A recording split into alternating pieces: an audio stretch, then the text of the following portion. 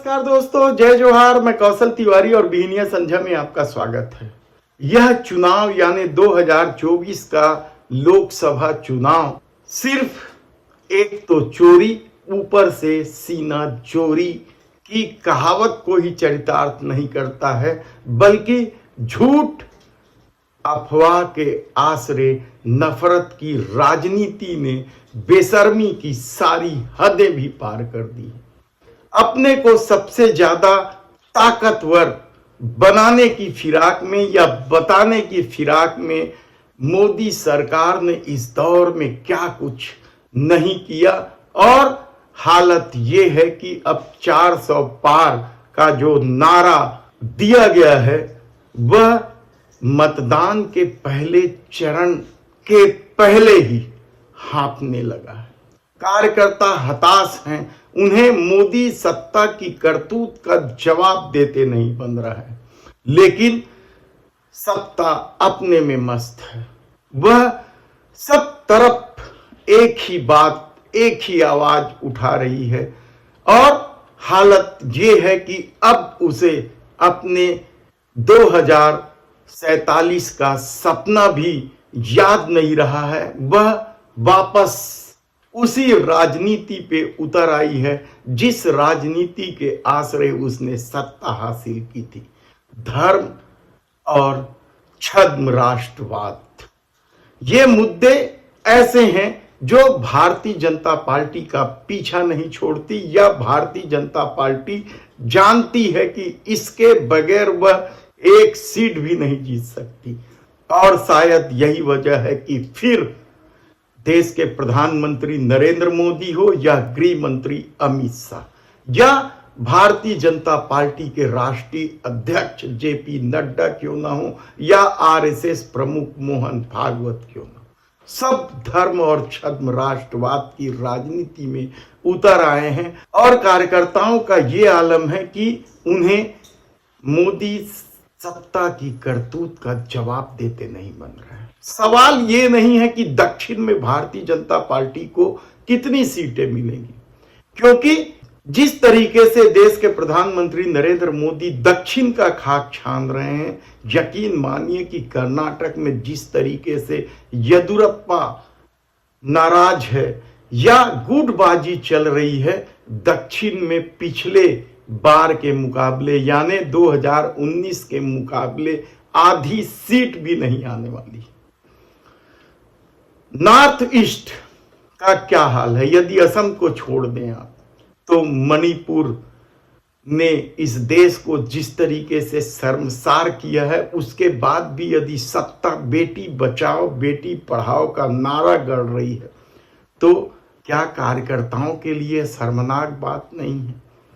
और शायद यही वजह है कि 3 राज्यों में भारतीय जनता पार्टी चुनाव ही नहीं लड़ रही है, लेकिन बेटी बचाओ बेटी पढ़ाओ का नारा पश्चिम बंगाल में वह देती है, संदेश खाली का मामला उठाती है, और ममता बनर्जी पर वार करते हुए कल देश के गृह मंत्री अमित शाह कहते हैं कि ममता दीदी को शर्म नहीं आती। लेकिन क्या महिला पहलवानों का रोना देखकर मोदी सरकार को शर्म आई थी? किस तरीके से सड़कों पर बिलखती रही थी, महीनों आंदोलन करते रही, मेडल तक वापस कर दी, लेकिन बृजभूषण शरण सिंह को बचाने के चक्कर में सत्ता इतनी बेशरम हो गई थी कि उन्हें इस बात का भी ध्यान नहीं रहा कि महिला पहलवानों के साथ यह देश खड़ा हो चुका है।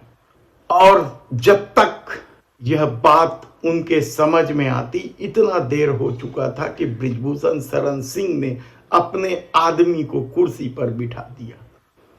पास्को एक्ट हट जाए, इसके लिए पूरी सत्ता मदद करते रही कहा जाए तो गलत नहीं होगा, लेकिन बेशर्मी हद से बाहर चली गई थी। और आज यदि संदेश खाली के मामले को लेकर अमित शाह कह रहे हैं कि ममता दीदी को शर्म नहीं आती, तो सवाल तो यह है कि क्या अमित शाह को तब शर्म नहीं आई थी? अमित शाह की पुलिस, दिल्ली पुलिस साथ दे रही थी बृजभूषण शरण सिंह का, जो देश का गौरव थी, जो देश का नाम पूरी दुनिया में रोशन कर रही थी। तब सवाल यह है कि यदि दक्षिण और north east Bharatiya Janata party के हाथ से निकल गई है तो क्या पश्चिम बंगाल में वह इसकी भरपाई कर पाएगी? लेकिन सत्ता का अपना चरित्र है और वह इसी ढंग से चलती है। इसलिए महाराष्ट्र में जब उन्हें लगा कि वह दहाई नहीं छुपाएगी, एनसीपी और शिवसेना दोनों को तोड़ दी। लेकिन क्या इससे बात बन गई? मुश्किल है। अभी भी लोग कह रहे हैं कि भाजपा यहां दहाई सीट नहीं जीतेगी। तो क्या बिहार में नीतीश कुमार को अपने पाले में लेकर कितने दम के साथ अमित शाह ने कहा था कि नीतीश बाबू के लिए दरवाजे बंद हो चुके हैं हमेशा हमेशा के लिए। लेकिन किस बेशर्मी के साथ सत्ता हासिल करने के लिए नीतीश कुमार को अपने पाले में लिया गया, वह इस देश ने देखा। तब सवाल यह नहीं है कि बिहार में भारतीय जनता पार्टी क्या पुराने प्रदर्शन को दोहरा पाएगी, सवाल ही नहीं उठता। ऐसे में उत्तर प्रदेश राम मंदिर प्राण प्रतिष्ठा समारोह से ओतप्रोत इस राज्य में क्या सीटें बढ़ जाएगी, देखना होगा। क्योंकि यही एक राज्य ही नहीं है, मध्य प्रदेश भी है, जहां भारतीय जनता पार्टी को उम्मीद है कि वह 2019 का प्रदर्शन दोहरा लेगी। लेकिन राजस्थान में तो मुश्किल है कि वह पिछला प्रदर्शन दोहरा दे। और गुजरात तो प्रधानमंत्री और गृह मंत्री दोनों का गढ़ है या घर है। तब वहां क्षत्रिय समाज या राजपूत समाज को लेकर की गई टिप्पणी के बाद जब क्षत्रिय समाज नाराज है तो वह पुराना प्रदर्शन कैसे दोहरा सकेगी? अभी तक राजपूतों से न तो प्रधानमंत्री ने बात की न गृह मंत्री ने बात की। मुंह छुपाते घूम रहे हैं कहा जाए तो गलत नहीं होगा। और इसकी वजह प्रधानमंत्री के सबसे करीबी व्यक्ति, जो मोदी सत्ता में मंत्री भी हैं, पुरुषोत्तम रूपाला ने राजपूत समाज को लेकर जो टिप्पणी की है वह बेहद ही शर्मसार है। लेकिन भारतीय जनता पार्टी की नीति रही है कि पुराने मामलों को उठाकर भावनात्मक रूप से वोट हासिल करना। और इसी चक्कर में पुरुषोत्तम रूपाला ने राजपूत समाज को अंग्रेजों के सामने न केवल घुटने टेकने वाला बता दिया बल्कि अपनी बेटियों को सौंपने वाला बता दिया।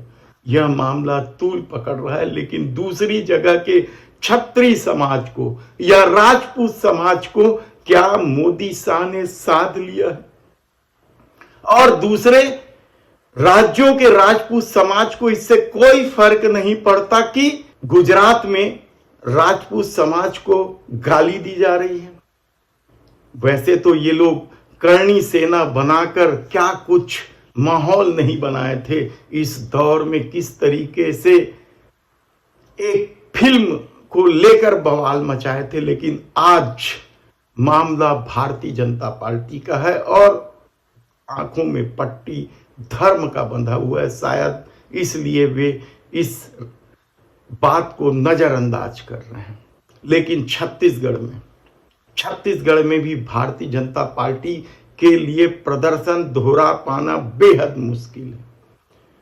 11 सीटें हैं, हालांकि बहुत ज्यादा सीटें नहीं है, लेकिन जब लड़ाई एक सीटों की हो तो मुश्किल है एक सीट भी गंवाना। ऐसी परिस्थिति में छत्तीसगढ़ में विष्णुदेव साय कड़ी मेहनत कर रहे हैं, तो उनके सामने चुनौती तो है ही मोदी सत्ता की करतूतों का, उन करतूतों का जिनका जवाब देते कार्यकर्ताओं को नहीं बन रहा। और शायद यही वजह है कि देश भर में भारतीय जनता पार्टी के कार्यकर्ता फील्ड में जाने से बच रहे हैं, केवल सोशल मीडिया के माध्यम से हिंदुत्व की राग आलाप रहे हैं। क्योंकि जब मैदान में जाएंगे, फील्ड में जाएंगे, तो वहां उनसे पूछा जाएगा कि महिला पहलवानों के साथ न्याय का क्या हुआ। उनसे पूछा जाएगा कि 2 करोड़ लोगों को हर साल नौकरी देने की बात की गारंटी का क्या हुआ? गारंटी तो 15 लाख हर खाते में यूं ही चले जाने का था और 1 माह के भीतर महंगाई कम कर देने का था। लोग त्रस्त हैं बेरोजगारी से भी। तब ऐसी परिस्थिति में चुनावी बाण ने मोदी शाह की करतूत से पर्दा क्या हटा दिया है? उन लोगों का जो धर्म की पट्टी बांध के रखे, किन किन से पैसा नहीं लिया गया। आप जब फेहरिस्त देखेंगे तो हैरान हो जाएंगे कि कोई नहीं बचा है, और जो बचा है उन्हें ईडी और सीबीआई से डरा धमका कर पैसा वसूला गया है। पैसा दो, धंधा लो, चाहे जहरीली दवा आप बेच लें, घटिया स्तर की दवा बेच के लोगों का जीवन ले लें। और रामदेव बाबा के मामले में भी तो किस तरह से आंखें मूंदी रही सरकार। सुप्रीम कोर्ट को कहना पड़ गया कि कैसी सत्ता है जो आंखें मूंदे रही और रामदेव बाबा अपनी करतूतों को अंजाम देते रहे। सवाल चुनावी बांड का नहीं है, सवाल सबसे बड़ा तो महिला पहलवान मणिपुर सहित जो मोदी की गारंटी थी, महंगाई, बेरोजगारी, इन मुद्दों से ध्यान भटकाया जा रहा है। लेकिन कांग्रेस इन मुद्दों को मरने नहीं दे, और शायद कांग्रेस की जीत की राह इसी से आसान हो रही है, क्योंकि नारी गारंटी योजना, युवा गारंटी योजना, किसान गारंटी योजना ने जो माहौल पैदा किया है, ऊपर से 400 सीट पार हो जाने के खतरे, यानी संविधान बदल देने का जो हवा इस दौर में चल रहा है, क्या उससे आरक्षित वर्ग के लोग भारतीय जनता पार्टी से दूर हो जाएंगे? सवाल आप कुछ भी उठा ले, लेकिन यदि सत्ता बेशर्मी से उतर आई है, वह बेशर्मी, हम बेशर्मी की बात इसलिए कह रहे हैं कि इस दौर में लोगों ने देखा है भारतीय जनता पार्टी को वॉशिंग मशीन बनते। यह आरोप कांग्रेस का भी है कि किस तरीके से भ्रष्ट लोग यदि भारतीय जनता पार्टी के पाले में आ जाते हैं तो उन्हें किस तरीके से फूल मालाओं के साथ स्वागत ही नहीं किया गया, बल्कि उन्हें राज्यसभा में भेजा गया, लोकसभा की टिकट दी गई, उप मुख्यमंत्री बनाया गया, मुख्यमंत्री बनाया गया। और यदि इंडियन एक्सप्रेस की रिपोर्ट आप पढ़ ले तो चौंक जाएंगे कि किस तरीके से इन सालों में 25 भ्रष्ट लोग जो मोदी सरकार के निशाने में थे या भारतीय जनता पार्टी ने जिन्हें भ्रष्टाचारियों की सूची में डाल रखा था, ऐसे 25 में से 22 लोगों को यदि क्लीन चिट मिल जाता है तो फिर इसे क्या कहा जाए। और उसके बाद भी यदि देश के प्रधानमंत्री नरेंद्र मोदी भ्रष्टाचारियों को जेल में डाल देने का हुंकार भरे तो इसे बेशर्मी, सीना जोरी, आप कुछ भी कह लें, क्योंकि सत्ता ने धर्म के आसरे लोगों की आंखों में पट्टी बांध रखी है। देखना है कि 2024 का चुनाव पिछले चुनावों से किस कदर अलग होता है, उसके फैसले किस तरह से अलग आते हैं। धन्यवाद।